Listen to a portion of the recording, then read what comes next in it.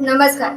आज आपल्या सोबत असे एक व्यक्तिमत्व आहे ज्यांनी केवळ समाजकारणातच नाही तर राजकारणातही आपल्या कामांचा ठसा उमटवला आहे. ज्यांना जनता केवळ त्यांच्या पदाने ओळखत नाही तर त्यांना प्रेमाने भक्तिताई म्हणून हाक मारतात. राजकारणात पद येतात आणि जातात, पण लोकांशी जोडलेलं रक्ताच्या पलीकडचं नातं फार महत्वाचं असतं. आजच्या या संवादात मी देखील त्यांना मॅडम न म्हणता ताई म्हणून संबोधणार आहे. आज आपल्या सोबत शिवसेना विभाग क्रमांक 7 च्या महिला विभाग प्रमुख श्रीमती भक्ती भार्गव भोसले ताई आहेत. तुमचं मनापासून स्वागत. नमस्कार. जय महाराष्ट्र. जय महाराष्ट्र. तर सर्वप्रथम माझा प्रश्न असा आहे की तुम्ही राजकारणाचीच निवड का केली? दुसऱ्या आणखी कोणत्या क्षेत्रात जावंसं का नाही? राजकारणाची निवड का केली? राजकारण हे आमच्या घराण्यातच नव्हतं, कुणाला काही नाही. एक समाजकारण करण्याची जे माझी वृत्ती होती, त्या समाजकारण करता करता असं मला वाटू लागलं की आपण राजकारणात गेलो तर जास्त चांगल्या प्रकारे समाजकारण करू, म्हणून मी राजकारणात आले. आज मी 35 वर्ष या राजकारणात आहे. आता मी विभाग क्रमांक 7 ची शिंदे गटाची विभाग प्रमुख आहे. साहेबांबरोबर मी आज 1.5 वर्ष जोडली गेलो आणि 1.5 वर्षात मी माझं काम साहेबांच्या मार्गदर्शनाखाली करत. आज महिला आपल्याला प्रत्येक क्षेत्रात दिसून येतात. राजकारणात देखील महिला आहेत. महिलांच्या राजकीय सहभागामुळे समाजाच्या मानसिकतेत काही बदल झालेला जाणवतो. बदल असा काही जास्त चांगला पण झालेला आहे, कारण महिला जेव्हा राजकारणात आल्या तर महिला राजकारणात आल्या कारणाने महिलांचं सक्षमीकरण करण्याचं काम बऱ्याच आपल्या महिला आमदार झाल्या, नगरसेविका झाल्या, त्यांच्या मार्फत झालेलं नाही. झालं असं नाही, पण झालेलं जास्त प्रमाणात जसं व्हायला पाहिजे तसं झालेलं नाही. त्यामुळे मी दुसरं काही अजून तुम्हाला सांगू शकत नाही. राजकारणात आणि समाजकारणात काम करताना अनेकदा असे प्रसंग येतात जिथे चारही बाजूने विरोध दर्शवला जातो किंवा परिस्थिती अतिशय कठीण असते. तुमच्या कार्यकाळात कधी असा एखादा प्रसंग उद्भवला का जेव्हा तुम्हाला मोठमोठ्या आव्हानांना किंवा विरोधाला सामोरे जावे लागले, पण यशस्वीपणे तुम्ही ते काम पूर्ण करून टाकता? असं समाजकारण करत असताना किंवा राजकारण करत असताना असं काही मला अनुभव आला नाही, पण एक घटना अशी घडली की गेले 4 वर्षात माझ्या घरात फार दुःखद घटना घडल्या. मी एका पक्षात होते का उपविभाग म्हणून काम करत होते, पण त्या पक्षाकडून मला जे सहकार्य मिळायला पाहिजे होतं, जिथे मी 30-35 वर्ष काम केलं, तिथून न मिळता मी आज शिंदे साहेबांकडे आले. माननीय आपले उपमुख्यमंत्री एकनाथ शिंदे साहेब, आज माझा मुलगा अचानक गेला, माझे जावई गेले, माझे मिस्टर गेले, पण उभाटाच्या एकाही पदाधिकाऱ्याने माझ्या घरी येऊन माझं सात्वन असं काही केलं नाही, किंवा करोनाच्या काळात गेले असल्या कारणाने तेव्हाही. पण आज मला एक असा भाऊ भेटला, लहान भाऊ आहे माझ्यापेक्षा, एकनाथ शिंदे साहेब. त्यांच्या पक्षात आल्यापासून खरोखर मला त्यांची खूप मदत झाली. त्यांनी मला धीर दिला की असं राजकारणात किंवा समाजकारण करत असं काही घटना घडतात. माझ्याही आयुष्यात असं झालं. माझीही 2 मुलं गेली, पण त्यांनाही कोणीतरी धीर देणारे होते, धर्मवीर आपले आनंद दिघे साहेब. त्यांच्या मार्गदर्शनाखाली ते उभे राहिले आणि आज मी एकनाथ शिंदे साहेबांच्या मार्गदर्शनाखाली आज मी इथे उभी आहे आणि तुला हे इंटरव्ह्यू देत आहे. फक्त माझ्या मागे माझा एक एकनाथ शिंदे साहेब एक भाऊ उभे राहिले, त्यामुळे मी आज परत राजकारणात सक्रिय झाले, एवढंच मी सांगू शकते. आज 50% आरक्षणामुळे महिला घराबाहेर पडून नेतृत्व करणार, तर त्यामुळे समाजाचा महिलांकडे बघण्याचा दृष्टिकोन बदलला आहे की आजही लोक त्यांना आरक्षणाची जागा भरण्यासाठी आलेले उमेदवार म्हणून बघतात? नाही, असं मला काही वाटत नाही. 50% महिला काम करतायत, चांगल्या प्रकारे चालले, असं काही आरक्षणासाठी आल्यात वगैरे असं काही नाही. सगळ्या महिला त्यांच्या पद्धतीने त्यांचं काम करत आहेत, त्यामुळे असं काही मला वाटत नाही. राजकीय पक्षांनी महिला कार्यकर्त्यांना केवळ प्रचारक म्हणून न वापरता उमेदवार म्हणून संधी देण्यासाठी काय बदल व्हायला हवे? मला असं वाटतं की राजकारणात तुम्ही कार्यकर्ते काय काम करतात, कार्यकर्त्याच्या कामाला तुम्ही काम करता, त्यांच्या कामाला तुम्ही द्या. तुम्ही असं बघू नका की आता आले, नवीन आले, ज्यांच्याकडे खूप पैसा आहे अशा लोकांनाच तुम्ही पदं देताय, म्हणजे उमेदवारी देताय. का आज 35-40 वर्ष काम करणारे तुमचे कार्यकर्ते आहेत.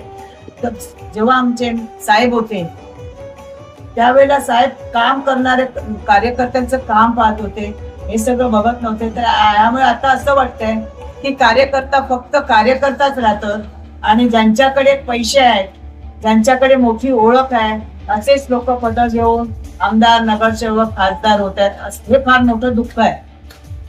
तुम्ही बाळासाहेबांचा उल्लेख हो, बाळासाहेब आमचे साहेब खूप, म्हणजे बाळासाहेब खरोखर ना कार्यकर्त्याला ओळखत होते.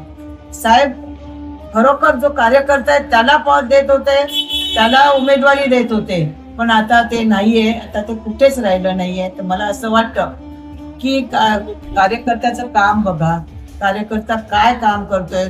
आणि कार्यकर्ता बघा ग्राउंड लेवल मध्ये काम करत असतो, त्यामुळे त्यांना परिस्थिती लोकांची माहिती असते सगळं. त्या अशा लोकांना तुम्ही प्राधान्य द्या, अशा लोकांना तुम्ही नगरसेवक, आमदार, खासदार करा, तर तुमचा पक्ष वाढेल असं मला वाटतं. एक महिला कार्यकर्ता आणि एक सक्षम नेता, संघर्षाकडून यशाकडे जाणारा तुमचा हा प्रवास कसा वाटला? प्रवास फार चांगला होता, असं काही नाही. पण एक कार्यकर्ता म्हणून मी आणि एक पक्षाचं एक पदाधिकारी आहे. पण आज 35 वर्षात एकदाही एक संधी नाही मिळाली पक्षाकडून. नगरसेवकासाठी नाही दिलं कोणी, आमदारकी तर नाहीच, पण साधा एक नगरसेवक पद तरी आम्हाला मिळावं अशी खूप इच्छा होती. आज 35 वर्ष काम करून ती एक इच्छा पूर्ण नाही झाली. तेव्हाही तुम्ही पक्षाकडे कधी निवडणूक लढवण्याची इच्छा व्यक्त केली नका? हो, केली, पण तिकडून मला काही प्रतिसाद मिळाला नाही. म्हणजे जेव्हा मी उभाटामध्ये होते तेव्हाही मागणी केली होती, आताही केली, पण पक्षाने नाही विचार केला. त्यांचा असा प्रश्न वेगळा असेल, त्याच्यासाठी नाही केला काय. पण एक सच्चा कार्यकर्ता म्हणून मी या समाजकारण कार्य करतच आहे आणि करत राहणार. पण कधी कधी असं वाटतं का की महिला आहे म्हणून तिला डावलं जातं, ह्याऐवजी एखादा पुरुष असता तर इतक्या वर्ष काम केल्या नेत्याला संधी मिळाली असती? नाही, मला आता असं वाटत नाही. सच्च्या कार्यकर्त्याला ते आता संधी मिळतच नाही. मी एक सांगितलं ना, पैसा बस, बाकी कार्यकर्ता काय काम करतो काय नाही हे वरिष्ठ कोणी बघत नाही. हे माझं दुःख आहे, हे मी स्पष्ट बोलते. तिकीट मिळवण्याच्या प्रक्रियेत महिलांना कोणत्या तांत्रिक आणि सामाजिक अडचणींचा सामना करावा लागतो? तिकीट मिळवण्यासाठी तेच सांगितलं, ते काय निकष लावतात हेच कळत नाहीये. कार्यकर्ता आहे, काम करणारा आपला कार्यकर्ता आहे, हे कोणी बघतच नाही. बरं, तुम्ही तिकीट देता एखाद्या व्यक्तीला, तर जे इच्छुक उमेदवार आहेत त्या सगळ्यांना बोलवा, सगळ्यांशी विचारविनिमय करा आणि मग तिकीट द्या. की खरोखर तुम्ही, किंवा तुम्ही एक तुमचा असे निरीक्षक पाठवले, मग त्यांनी तुमच्याकडे रिपोर्ट दिले असतील की कोण कार्यकर्ता काय काम करतो काय नाही. त्या निकषावरती तुम्ही हे पद द्या किंवा त्यांना उमेदवारी द्या असं मला वाटतं. पण हे असं होत नाही, हेही 100% खरं आहे. म्हणजेच महिला सक्षम असताना किंवा ती निवडून येण्याची गुणवत्ता असताना देखील तिला तिकीट नाकारले जाते. हे दुःख आहे, ही मोठी सहल आहे आमची. तिकीट न मिळून तुम्ही तुमचं काम अविरतपणे कसं चालू ठेवलं? मी अजूनही माझ्या कार्यालयात येते, माझ्या महिलांबरोबर संवाद साधते, माझ्या शाखेतून जाते, माझ्या पदाधिकाऱ्यांबरोबर संवाद साधते. आता पण आम्ही आमचे सगळे उमेदवार हरले, पण त्यांची मीटिंग घेऊन आपण का हरलो, आपण कुठे कमी पडलो ह्याचा विचारविनिमय केला की काय केलं पाहिजे आता आपल्याला याच्या पुढे. याच्यासाठी मी सगळ्यांच्या संपर्कात आहे आणि त्यांच्या गाठीभेटी देत आहे. मी माझं काम चालू ठेवलं आहे आणि मी करत राहणार.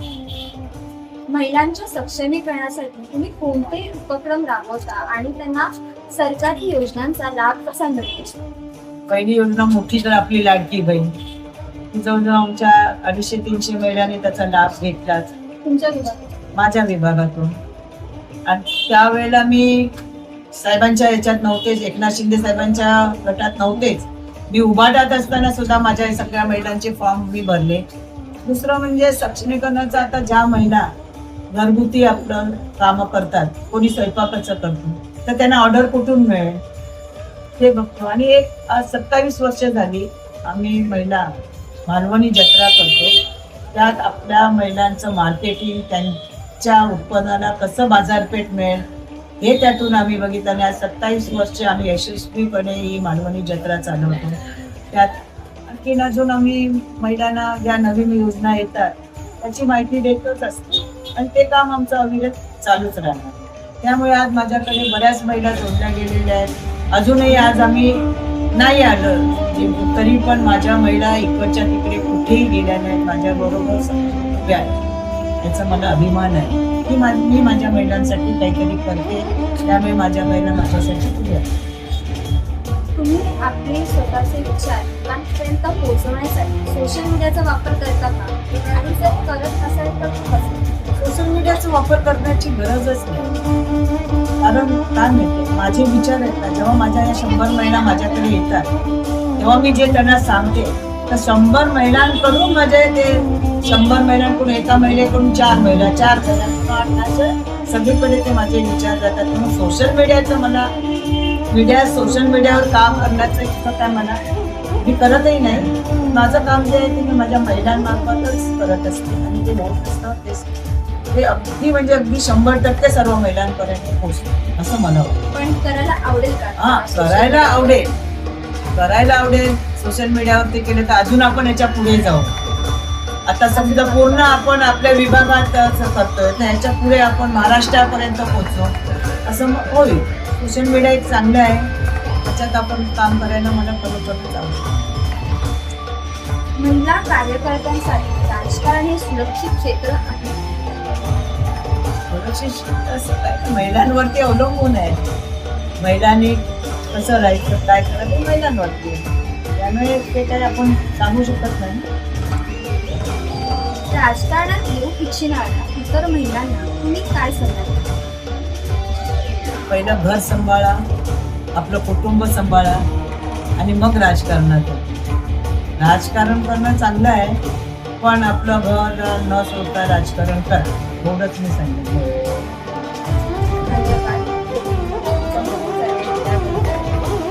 नमस्कार, जय हिंद, जय महाराष्ट्र, जय हिंद.